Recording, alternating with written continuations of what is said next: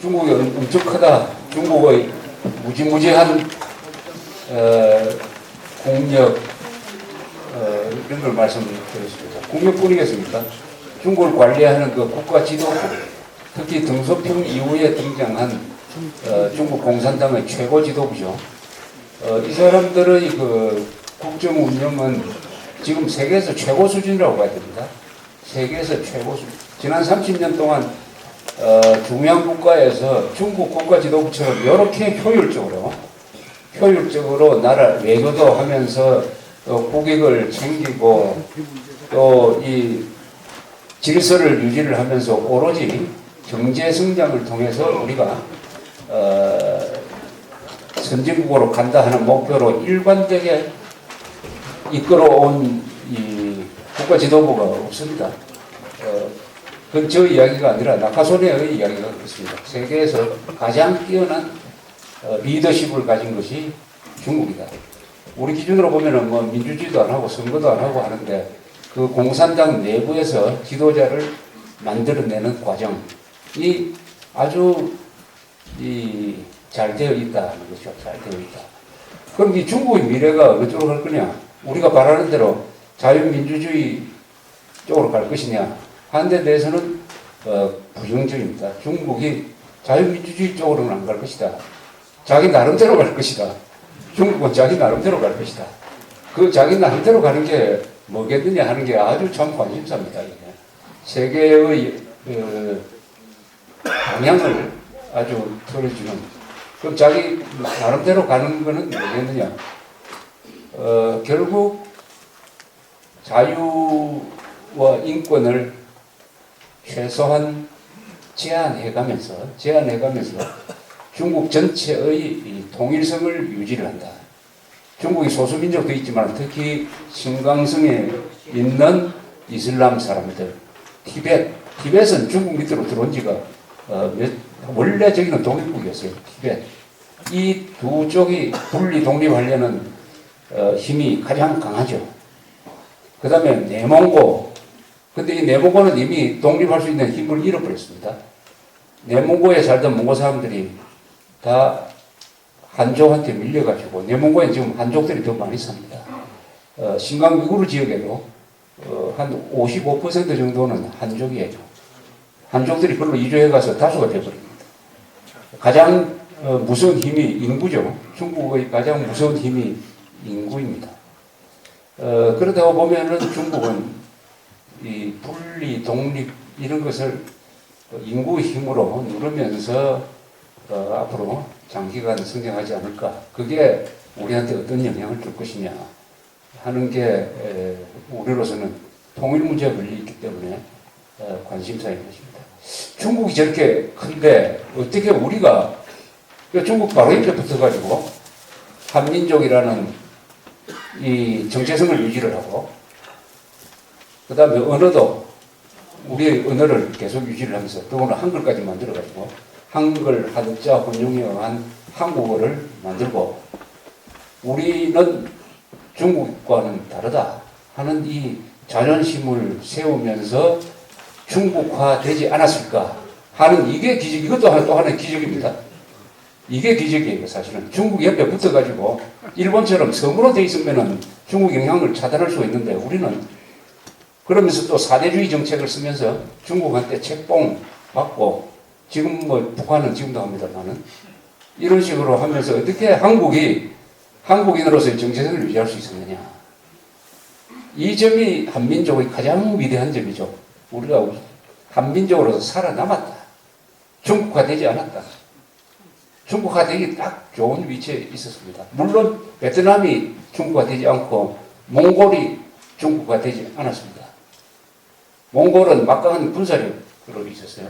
그 다음에 베트남은 그 유명한 저항정신 때문에 베트남을 먹으려고 하는 중국 세력을 계속 싸워서 배척할 수가 있었습니다. 그러나 그 두 나라보다도 더 어려웠던 것이 한국이죠. 왜냐하면 중국의 파워센터가 항상 북경 근방에 있었어요. 우리는 북경과 매우 가까운 자리에 있습니다. 베트남은 아주 멀리 있어요.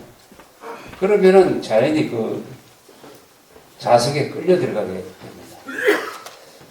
오늘날 한민족이 우리가 여기서 중국인으로 생활하지 않고 한국인으로서 여기 지금 앉아 있다. 이렇게 쭉 거슬러 올라가면은 두 나라의 역할이 있습니다.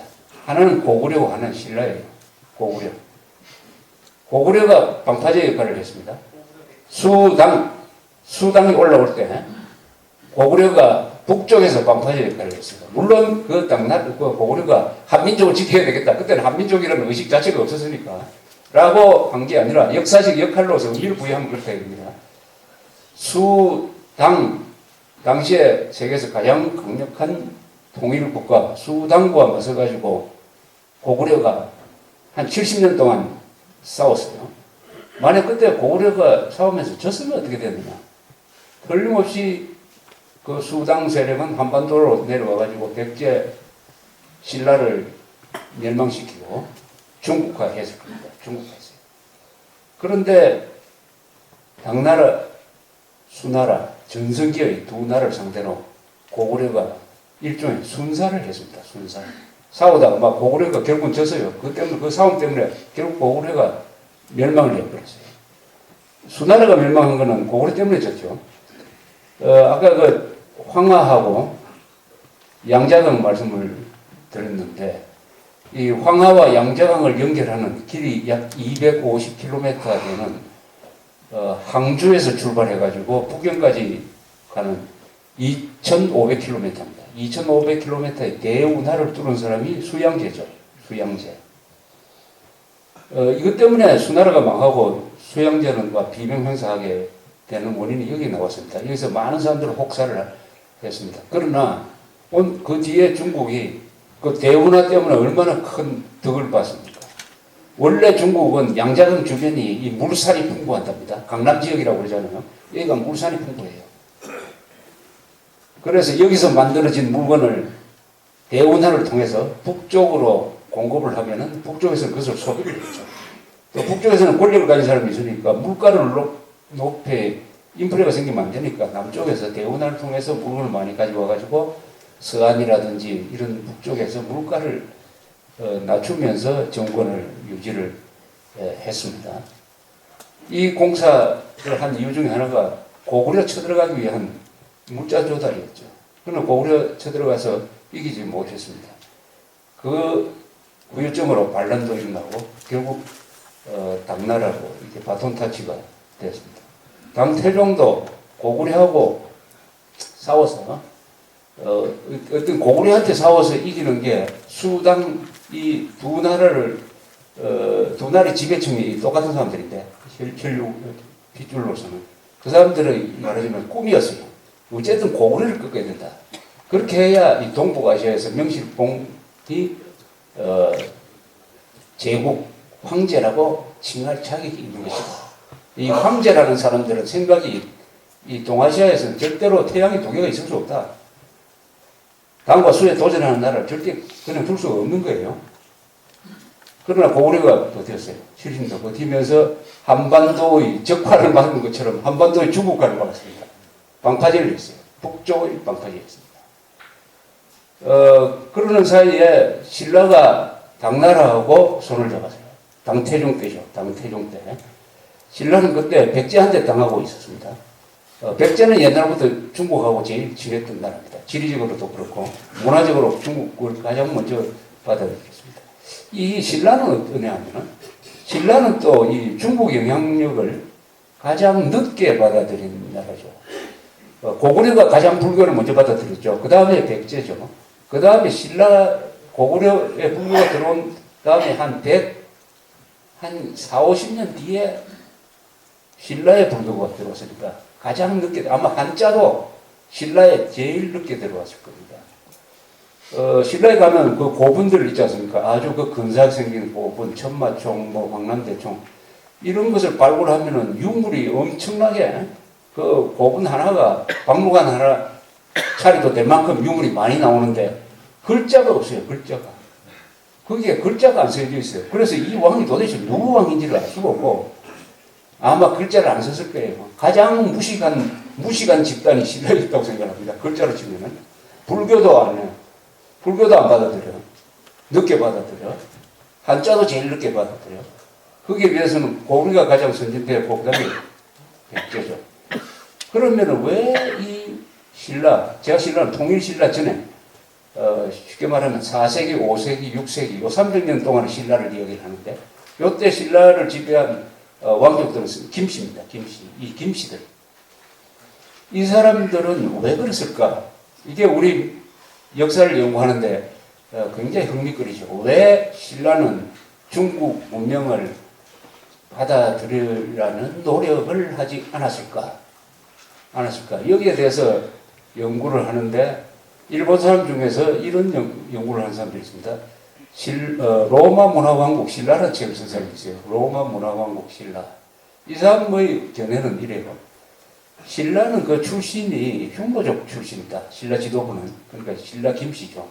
흉노족이 한반도를 가로질러서 들어와서 이 경주 지역을 점령을 해가지고 신라를 만든 사람들이기 때문에 이 생각 자체가 원래부터 중국하고는 좀 별도의 유목민족적인 기만민족적인 생각이 아주 투철한 사람이라서 중국 문명에 대해서 별로 탐탁지 않게 생각했다. 그래서 중국 문명보다는 이 초원 문화, 스텝 문화를 더 오랫동안 지켜가려고 했던 사람이다. 그래서 천마총이라는 무덤이 대충 6세기 초의 무덤입니다. 6세기 초. 지정왕의 무덤으로 대충 추적을 하는데 그건 확실하지 않아요. 거기서 글자가 안 나와서 천마총은 알 수가 없어요.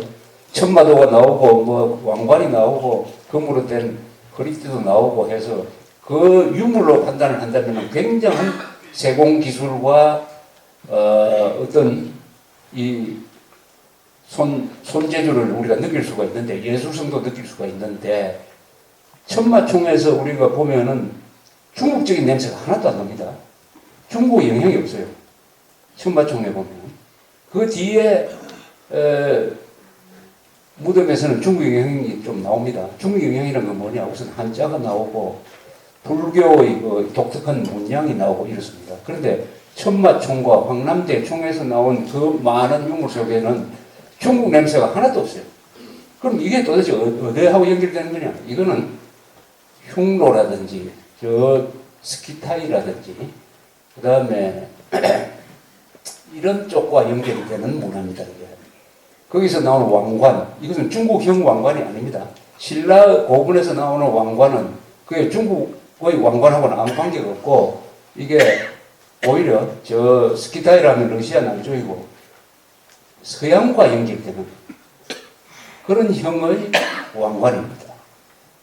그래서 이 신라의 지배층은 중국하고 독자적인 정체성을 가지고 있었고 동시에 그 스텝 루트를 통해서 저 당시에 서로마입니다. 또는 동로마와 교류를 했을 것이다. 그 증거는 천마총이나 황남대청에서 나오는 유리잔이다. 그 유리병이 많이 나옵니다. 유리잔. 이건 한국에서 만든 게 아니고 그 연도를 추적하면 하나는 그리스에서 시리아에서 만든 것 또는 보금이 나옵니다. 요만한 아주 그 루비라든지 이런 걸 박은 황금으로 된 칼이 있어요.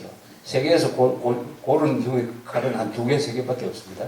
요거는 불가리아에서 가져온 것이다. 그럼 신라하고 불가리아는 엄청 차이가 나는데 이걸 어떻게 가져왔느냐? 그때 신라는 초원 루트를 통해서 저 서쪽하고 무슨 무역을 했을 것 같다. 사신도 교환했을 것 같다. 이렇게 봅니다. 그래서 신라 사람들이 가지고 있었던 중국 문화에 대한 별도의 정체성, 그리고 중국 문화를 대수롭지 않게 생각합니다. 그러다가 변화가 생기고 북위라는 나라가 생깁니다. 북위라는 나라는 당나라, 수나라, 그 앞에 나라예요. 그 나라가 생기면서 이 북쪽으로 통해서 서방과 연결되는 이런 루트가 차단이 됩니다. 그때부터 신라가 중국하고 접촉을 하기 시작해요. 신라가 중국하고 접촉하는 것은 6세기 한 중반쯤 됩니다. 가장 늦습니다. 그 뒤에부터 중국의 영향이 들어오고 그 뒤에 불교가 들어오죠. 불교. 그때 불교가 한국에 삼국에 들어오는데 저항이 신라에서만 저항이 있었어요. 그래서 이차돈이라는 사람이 순교를 했습니다. 순교. 다른 나라에서는 그냥 받아들였다. 이게 아주 중요한 차이예요. 외래 문화가 들어올 때 일단 저항이 있느냐 없느냐. 저항이 없으면은 그 외래 문화에 대한 일단은 존중심이죠. 그 외래 문화를 그냥 비판 없이 받아들이는 겁니다. 그럼 저항이 있다는 건 뭐냐? 우리가 가지고 있는 문화가 있다. 그건 아마 샤머니즘 또는 북방민족적인, 유목민족적인 그런 문화가 있는데 중국의 농경 문화가 들어오니까 농경 문화의 산물인 이 불교가 들어오니까 거기에 대해서 저항이 있었다. 그래서 탄압을 했다. 불교를 그래서 탄압을 해가지고 불교 믿던 사람은 목을 쳐서 죽였다. 이것은 신라가 가지고 있는 문화적인 자존심이죠. 정체성이 있었다는 겁니다. 저항이 있었다는 것은 문화의 자존심이 높았다는 것이죠. 그 다음에 불교를 받아들입니다. 불교를 받아들이면서는 또 불교를 가장 백제 고구려를 먼저 받아들인 사람들보다 신라가 불교를 제대로 받아들여서 그걸 자기 거로 보게 돼요. 자기 걸로. 그래서 문화를 받아들이는 데 있어서의 주체성을 높게 평가를 합니다. 신라 김씨에 대해. 그러나 한번 중국 문화를 받아들이니까 또 굉장히 제대로 받아들였어요. 그러다가 백제한테 계속 당하니까, 의자왕한테 계속 당하니까 이제는 생존 차원에서 동맹국을 찾아놨습니다. 동맹국을 찾아놨어요. 신라와 백제의 이 감정은 어디서 출발했느냐 하면은 라제 동맹에서 출발하죠. 고구려가 남쪽으로 내려오니까 이 백제 신라가 연합을 해가지고 그 고구려의 남진 정책에 대해서 공동으로 대응을 합니다. 이러다가 나중에 진흥왕이 그 라제 동맹을 깨버립니다. 깨고 오히려 백제를 쳐가지고 한강 유역을 확보를 하게 돼요. 한강 유역을 확보하는 게 신라 삼국통일로 가는 첫 단계였습니다. 이러니까 성왕이 진흥왕을 치려고 하다가 지금 옥천에서 관산성 싸움이라는 것을 벌립니다. 양쪽이 3만 명씩 동원하고 백제는 가야 군대뿐만 아니라 일본 군대까지 데리고 와가지고 붙는데 여기서 성왕이 매복에 걸려가지고 죽어요. 그런데 신라가 이 성왕을 시체도 돌려주지도 안 하고 그냥 목을 쳐가지고 그걸 또 땅 밑에 파묻어 놓고 막 밟고 다니고 이랬어요. 아주 모욕을 줬습니다. 백제로서는 원한이 쌓인 것이죠. 그 복수.